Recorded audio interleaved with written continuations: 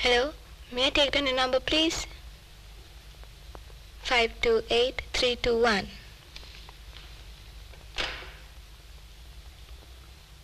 Good morning. Can I help you, sir? We want to go to Horten Plains. Can you make some arrangements? Yes, we can. When do you hope to go there, sir? Let's say tomorrow in the morning. At what time? Say about 8 o'clock. How many of you be going there? Altogether 5, including 2 children. We can arrange that, sir. Thank you.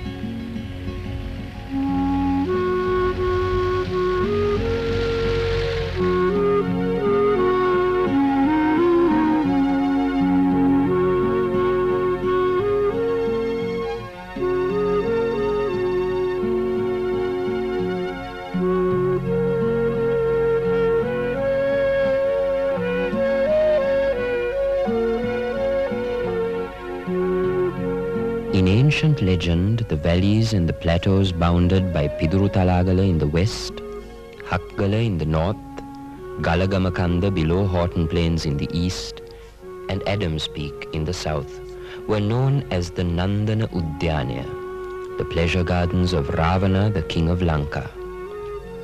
Located at over 6,000 feet above sea level, this area has a number of plateaux, including the Moon Plains and the Sita Elia Plains around Nurelia, the Elk Plains above them, and the highest of them all, the Horten Plains.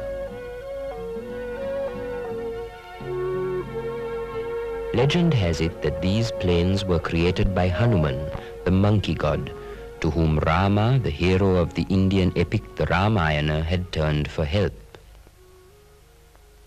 In his efforts to help Rama free his wife Sita, held in captivity in these mountain fastnesses by Ravana, Hanuman had set fire to the forests, turning them to grassland. The clefts and the streams are said to be the furrows of Rama's arrows.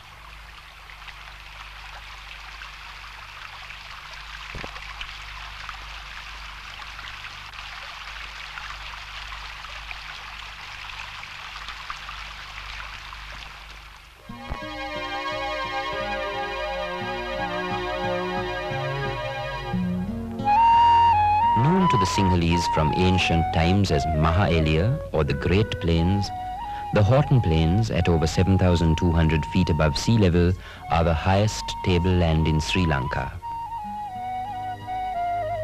The words of Samuel Baker, an Englishman who hunted elk and elephant in this area 150 years ago. There is a peculiar freedom in the Horten Plains, an absence from everywhere. A wildness in the thought that there is not a tame animal within many miles, not a village, nor hut, nor human being, no boundaries but mountain tops and the horizon, no paths but those trodden by the elk and elephant. Here there is a sense of being on top of everything.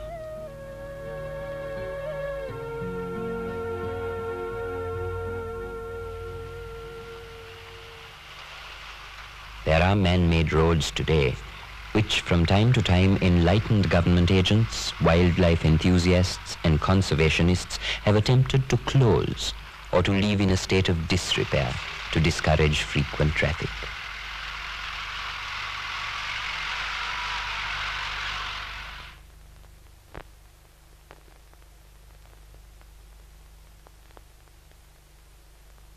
Less than 100 years ago, in his manual of the Nurelia district, the British civil servant Le Measurer reported that all the country now comprising the planting district, which had been one unbroken stretch of magnificent forest land, is now a vast field of tea, coffee, and cinchona.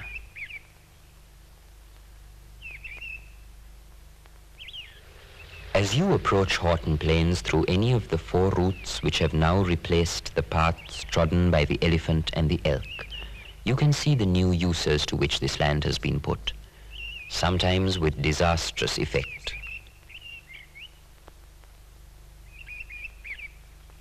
The road from Agrapatana and Diagama climbs through tea plantations and the exotic pasture lands of Bopatalava, which support herds of a rare breed of cattle.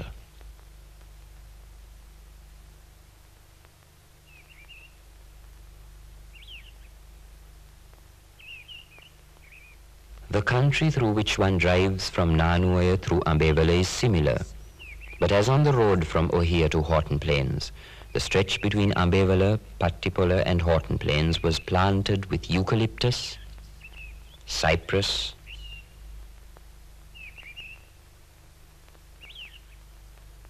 and pinus to feed steam engines and tea factories, and in more recent years for railway sleepers, telegraph posts and wood pulp.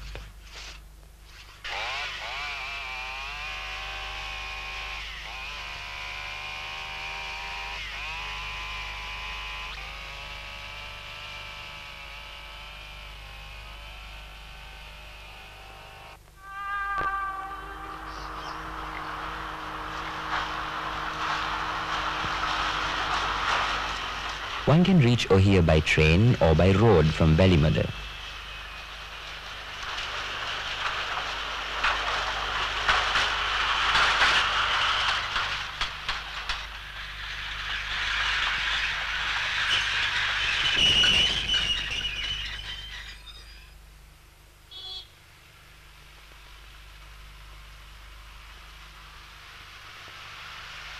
A more interesting route to Ohia takes the intrepid motorist up the Devil's Staircase from the Udaveri estate.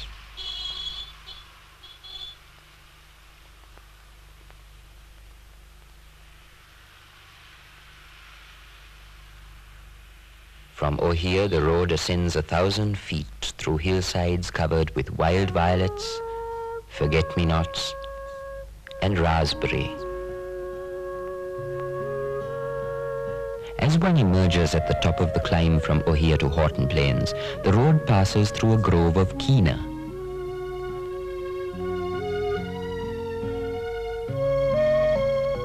With its canopy flattened by the strong winds that buffet this region, the kina stands as a symbol of survival on Horten Plains.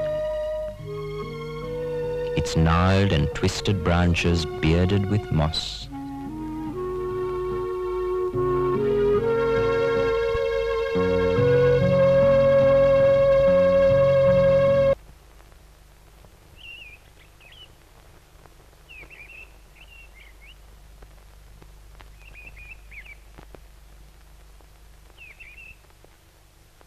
The Horten Plains undergo seasonal changes more extensive than in other parts of the country. From the clear sky and warm days of February and April to the wet and windy months of August and October, and the cold days of December to January, when the plains are covered by hoarfrost, which yields a sizable snowball for homesick visitors from snowbound lands.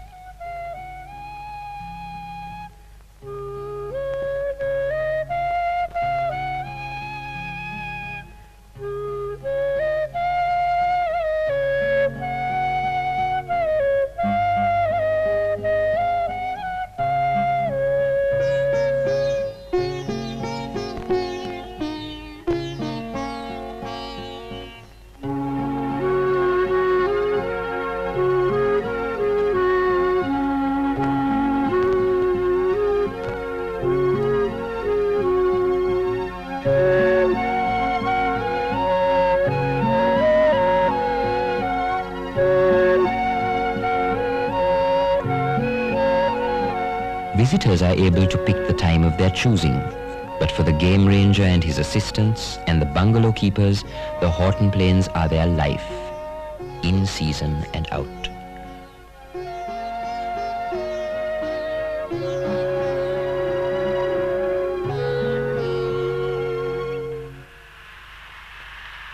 Regular contact with the outside world is on weekends and public holidays, when a bus lumbers up from Ohia.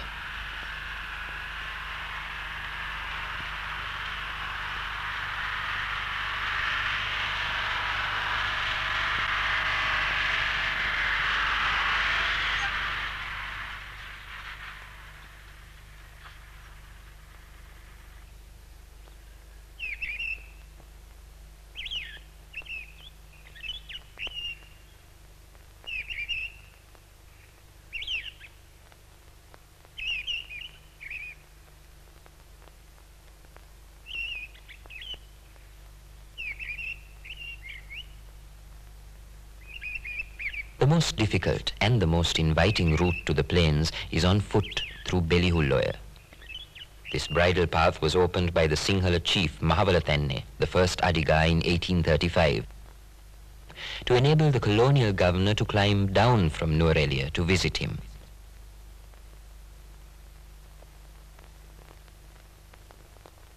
An ascent of 5,000 feet takes one through hillsides since planted up in tea, along the Belihulloya, which rising in Thotupolakanda plunges through the tangled brakes and murky forests of the mountain walls of Ravana's garden.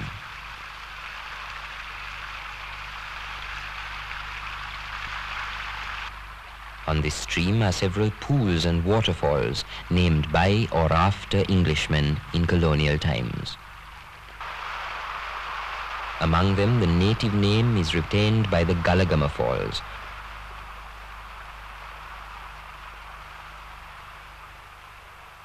where the stream plunges to a beautiful tract of paddy fields. Above it are the Baker's Falls,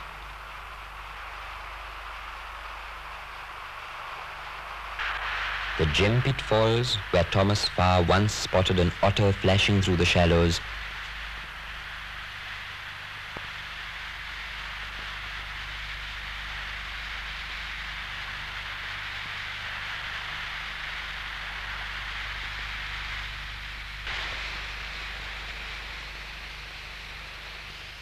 and the Slab Rock Falls, divided transversely into two, where the Samba often made his final stand against the retriever, the pointer, the hound, and the hunter's knife in years gone by.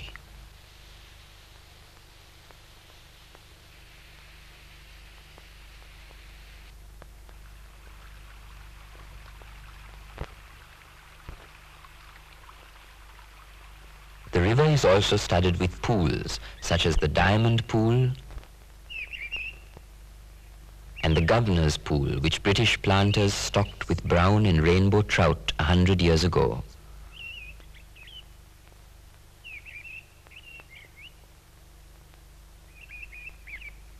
Fishing continues in season by license from the Director of Wildlife Conservation.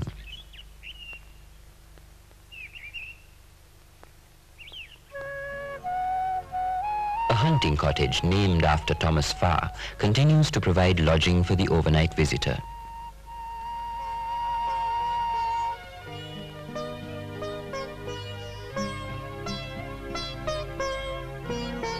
Although it now has a generator, it still uses a firewood stove and a coal stove.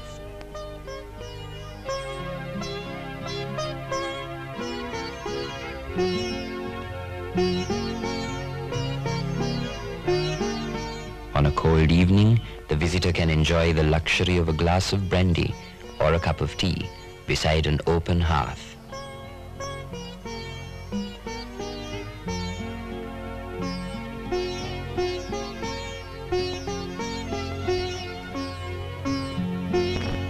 Two miles away is the Anderson Lodge, built by a British planter up in Horten Plains, although the bulk of his estate lay some 2,000 feet below.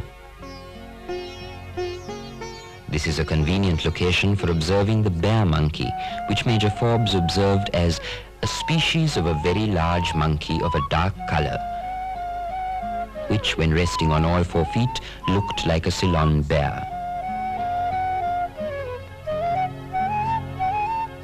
A shy creature, the bear monkey is wary of photographers.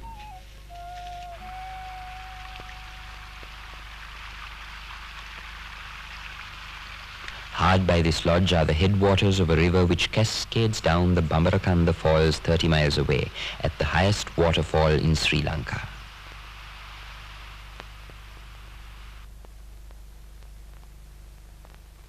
Totupolakanda, the third highest mountain in the country, lies off the road from Pattipola and provides a convenient hike.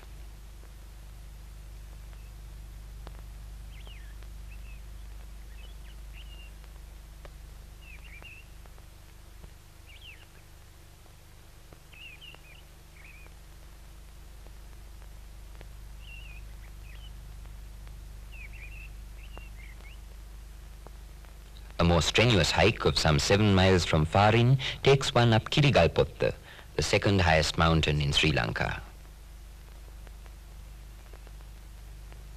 Here one walks up through the elfin forest, and on it rests the tombstone of an Englishman who desired to be buried there. The Bogavantalava Oya, which flows into the Kalani Ganga, and the Agra Oya, which flows into the Mahavali Ganga, originate on this mountain.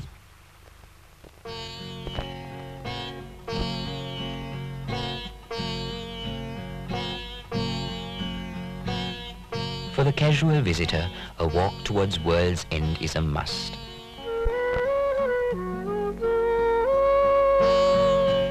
It's a short walk, but takes you through a jungle which attacks your senses with its myriad hues of green, the occasional head of scarlet bloom of the rhododendron, while the Nelu plant is everywhere.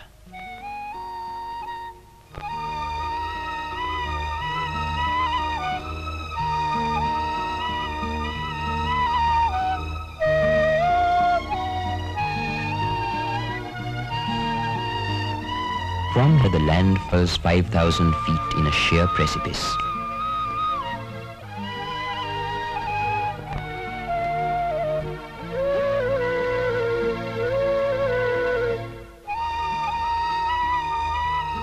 On a clear day, you can see the Hambegamu reservoir to the east, and far away to the southwest, the reservoirs of Udavalave and Chandrika River, beyond which lies the Indian Ocean off the coast of Ambalantota.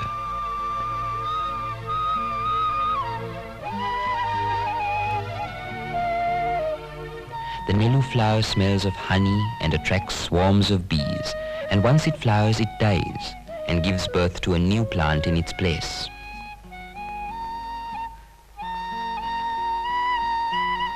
It flowers but once, in its 8th, 10th, or 12th year.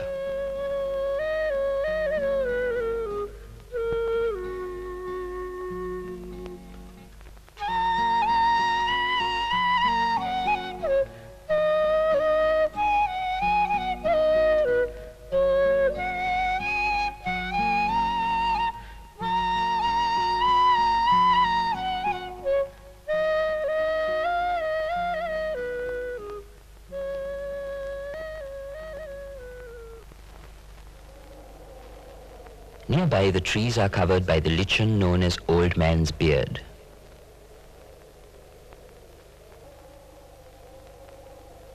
The plains are covered by varieties of grass, of which the dominant species is endemic to these plains.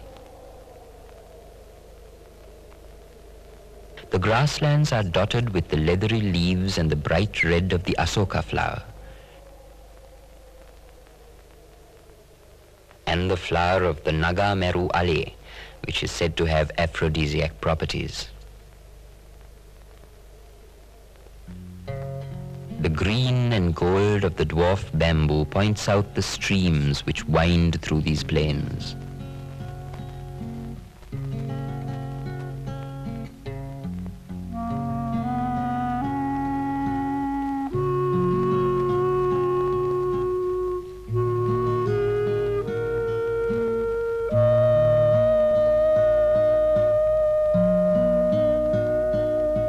In these vast jungle solitudes, on every twig, round every tree, the stilly damp of ages has twined a mossy vesture.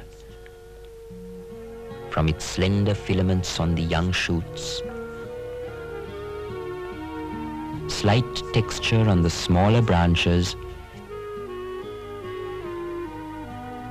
and heavy folds enveloping the parent stem of forest patriarchs, we learn how time, undisturbed by tempest, has woven the solemn drapery of this silent region.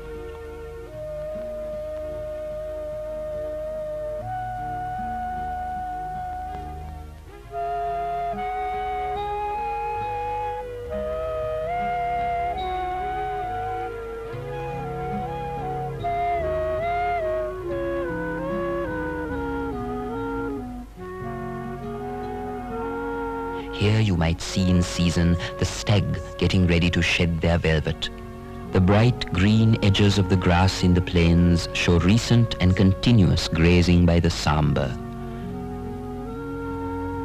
By the edge of the forest, the leopard awaits its prey.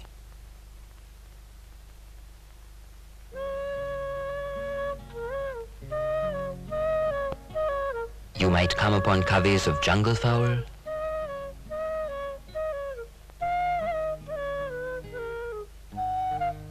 snipe, and if you are lucky, the hawk eagle, now greatly diminished in numbers.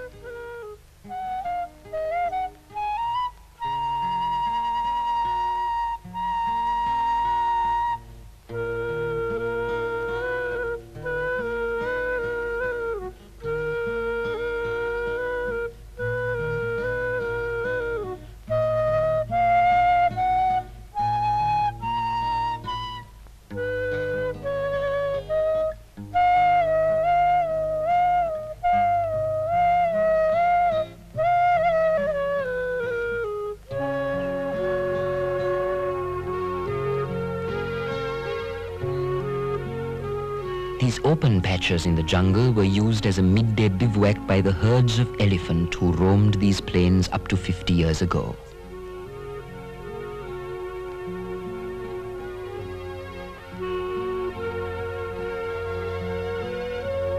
Extensively slaughtered by British sportsmen, the elephant still exists, not too far away in the wilderness of Adams Peak.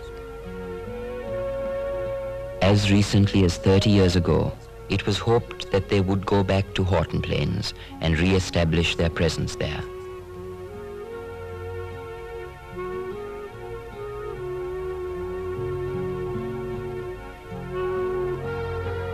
It is still possible that this will come to pass.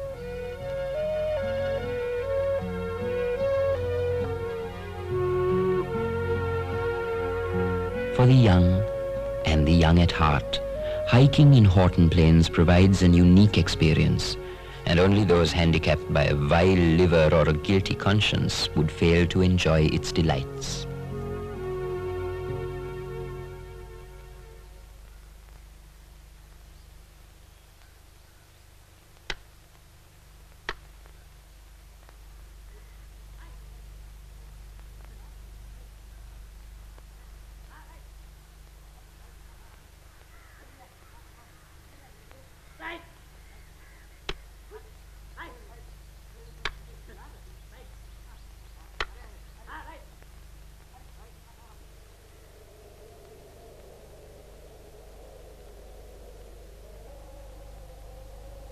Until the advent of the colonial enterprise, this region was maintained by the Sinhalese kings as what we would call today a strict natural reserve.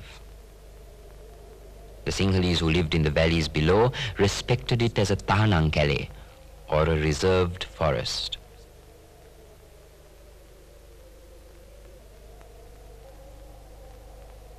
"150 years ago, there remained only the faint traces here of the temporary residence of fugitive princes. Queen Dona Katharina retreated for a short period to Nurelia in 1635.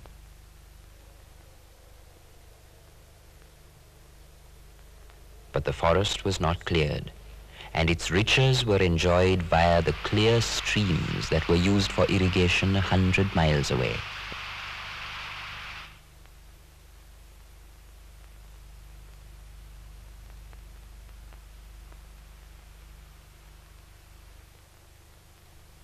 Today we see these rivers after they have traversed the vast areas cleared for the cultivation of tea, brick red with the topsoil, making their sluggish way down to choke the reservoir and silt up the paddy fields on their passage down to the sea.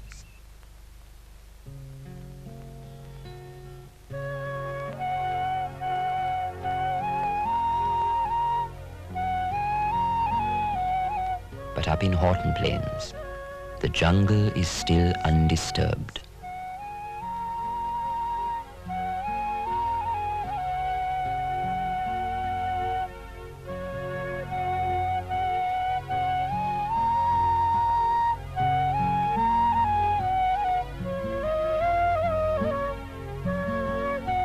The grassland provides pasture for the sambar and rootings for the wild boar.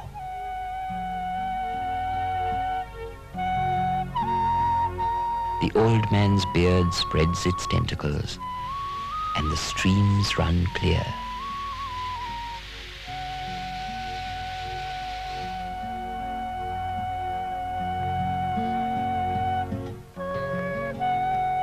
And that is why, for us in Sri Lanka, where the world ends is where our life begins.